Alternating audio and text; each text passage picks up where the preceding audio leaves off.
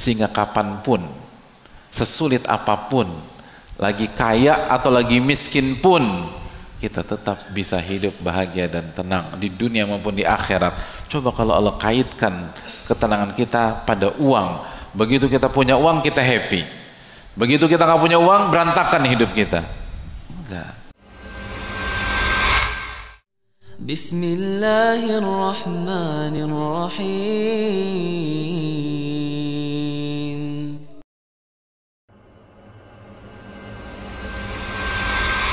Hadirin yang Allah muliakan, Allah itu sayang banget sama orang-orang yang beriman. Allah tuh sayang sama kita, Ar-Rahman Ar-Rahim. Dan salah satu bentuk kasih sayang Allah kepada kita, Allah buat kebahagiaan kita bukan terletak di luar, tapi terletak di dalam. Karena kalau Allah buat kebahagiaan kita di pihak luar, susah didapetinnya, hadirin. Susah. Tapi Allah buat di dalam. Gimana biar bahagia, bagaimana biar tenang, bagaimana biar hidup gak ketakutan, bagaimana hidup gak sedih.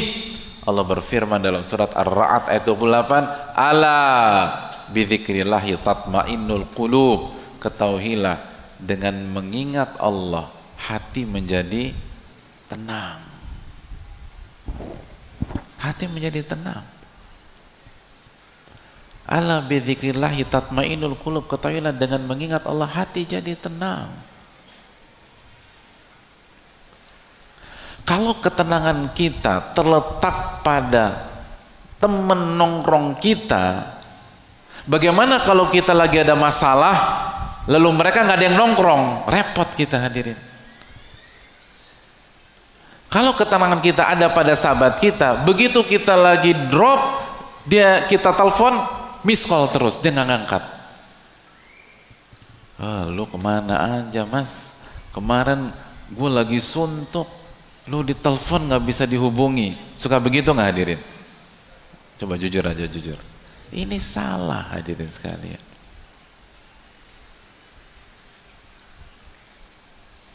Allah jadikan ketenangan kita bukan terletak pada si A, bukan terletak pada si B, bukan terletak pada si C. Tapi Allah jadikan ketenangan kita pada zikir yang dilakukan oleh lisan, hati, dan perbuatan tangan kita. Itu kasih sayang Allah kepada kita. Sehingga kapanpun, sesulit apapun, lagi kaya atau lagi miskin pun, kita tetap bisa hidup bahagia dan tenang di dunia maupun di akhirat. Coba kalau Allah kaitkan ketenangan kita pada uang. Begitu kita punya uang, kita happy. Begitu kita nggak punya uang, berantakan hidup kita. Enggak. Hadirin, zikir itu penting. Zikir itu penting. Hidup ini kalau nggak pakai zikir itu gersang. Yang membuat kita hancur itu bukan kita nggak punya uang, tapi kita lupa mengingat Ar-Razzaq yang memberikan rezeki kepada kita. Dan akhirnya ketika kita nggak mengingat Allah, kita nggak bersyukur. Dan begitu kita nggak bersyukur, la in syakartum la azidannakum wa la in kafartum inna azabi lasyadid. Kalau kalian bersyukur, aku akan tambah. Tapi kalau kalian nggak bersyukur, azabku sangat pedih. Catat baik-baik keterangan para ulama kita, hadirin. Ibnu Aun rahimahullah mengatakan, ini akar penyakit dan ini obat paling mujarab. Apa akar penyakit dalam kehidupan? Catat baik-baik, kata Al-Imam Ibnu Aun, zikrun nasida wa zikrullahi dawa. Mengingat manusia dan makhluk itu penyakit. Dan mengingat Allah adalah obat.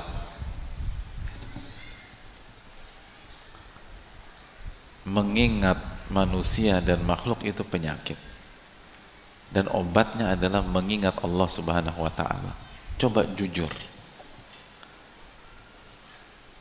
Yang bikin kita nyesek, kesel,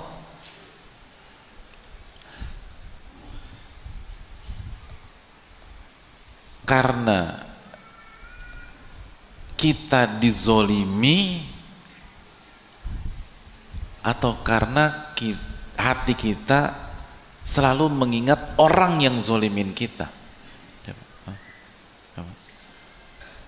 Gimana hadirin? Yang bikin kita nyesek itu apa? Sebatas kita dizolimi, atau karena kita ingatnya selalu ke pihak yang zolimi kita? Gimana? Sebatas kita dizolimi oleh orang mampu membuat kita nyesek apa tidak?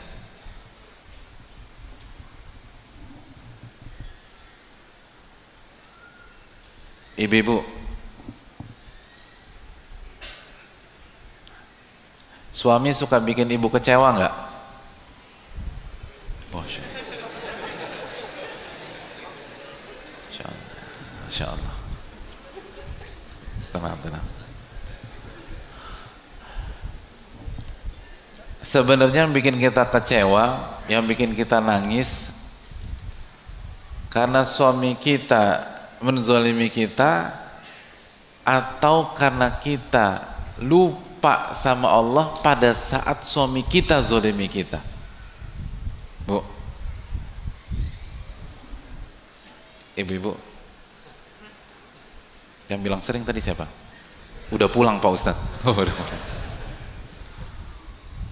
Hadirin, yang membuat kita nyesek itu bukan sebuah objek, bukan sebuah kondisi, bukan takdir Allah Subhanahu wa ta'ala. Tapi yang membuat kita hancur adalah pada saat itu terjadi kita lupa sama Allah. Kita lupa sama Allah.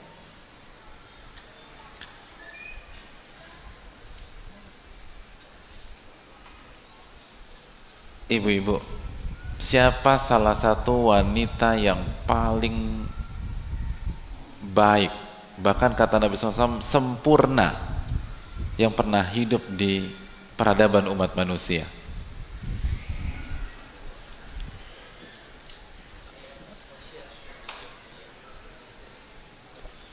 Pernah dengarkah kita tentang sosok yang bernama Asia?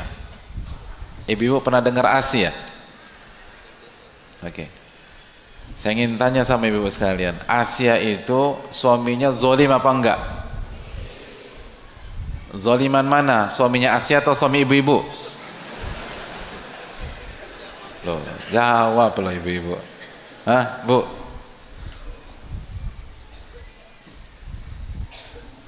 Pak Ustadz, suaminya Asia tuh siapa sih? Tapi ya Pak Ustadz ya, saya rasa nih Pak Ustadz, suami saya lebih zolim Pak Ustadz. Pak Ustadz belum ketemu aja sama tuh orang. Bu, sezolim-zolim suami ibu-ibu, insya Allah lebih zolim suaminya Asia. Enggak Pak Ustadz, suamiku lebih zolim. Emangnya suami ibu namanya siapa? Suami ibu kan namanya masih masa nama. Ini suami Asia itu namanya Fir'aun. Ya Allah, ada yang lebih zolim dari Fir'aun? Bayangkan, saking zolimnya nggak ada yang kasih nama anaknya Fir'aun tuh, nggak ada. Itu udah simbol kezoliman itu loh. Tapi bacalah riwayat bagaimana Asia tetap tersenyum ketika disiksa oleh suaminya sendiri. Disiksa hadirin, senyum beliau itu. Kok bisa senyum? Kok bisa mengerjakan hal yang seaneh itu? Jawabannya apa hadirin sekalian? Karena pada saat suaminya menyiksa dia, beliau ingat sama Allah. Hadirin yang Allah muliakan, apa kata Allah Subhanahu wa ta'ala tentang Asia?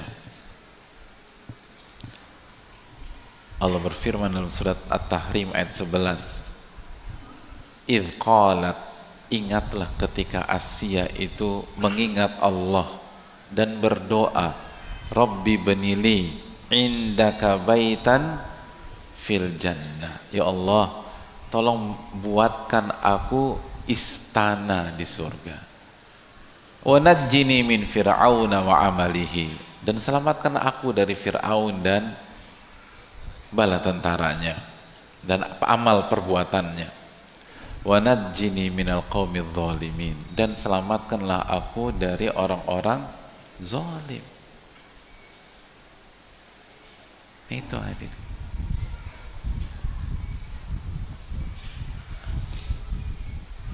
Siapa yang hidupnya lagi susah, hadirin sekalian? Masya Allah, nggak ada. Siapa yang hidupnya lagi susah tapi nggak ngaku, hadirin? Alhamdulillah nggak ada juga. Sesusah-susah hidup kita sekarang, mana yang lebih susah, hidup kita atau Bilal bin Rabah? Ya Allah, pada saat di awal-awal dakwah di kota Mekah itu diseret, dirantai bahasa kita, dikasih ke anak-anak, diriwayatkan dijadikan mainan kayak binatang, lalu dibaringkan, lalu ditindih dengan batu yang sangat besar. Ada kita ngalamin hari-hari ini seperti itu? Gak ada. Kenapa kita suka galau, suka update status, dan Bilal tenang-tenang aja? Karena Bilal ingat sama Allah. Yang diucapkan pada saat itu adalah Al-Ahadul Ahad, Allah subhanahu wa ta'ala. Itu yang membuat beliau tenang dan akhirnya bersyukur kepada Allah subhanahu wa ta'ala di tengah kehimpitan ujian-ujian hidup, sebagaimana Asya tadi bersyukur kepada Allah. Dan begitu orang itu udah ingat sama Allah dan bersyukur kepada Allah, maka dia akan bahagia. Dia akan merasakan apa yang tidak pernah dirasakan oleh orang kaya yang hanya mengandalkan kekayaannya. Itu hal penting, jamaah.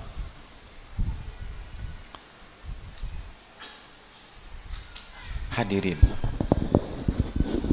kekayaan itu konsepnya itu kan, kekayaan itu bukan angka tapi rasa. Itu kaya atau tidaknya kita bukan berkaitan dengan angka di tabungan kita atau angka di celengan kita, tapi kaya atau tidaknya kita itu berkaitan dengan rasa yang kita alami dalam dada kita. Nabi kita SAW bersabda, laisal gina an kathratil arad, innamal gina gina nafas, atau kama qala. Kekayaan itu bukan kekayaan aset atau harta.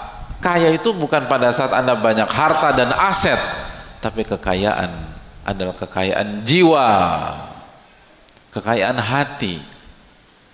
Dan kapan kita kaya hati? Pada saat kita ingat kepada Allah, lalu orientasi kita menuju akhirat. Dan pada saat itu kata Nabi SAW, wa ja'alal ghina fi qalbihi, Allah akan masukkan kekayaan ke dalam hatinya.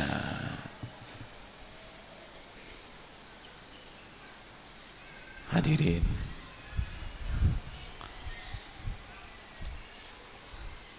banyak orang itu nggak kaya tapi dia merasa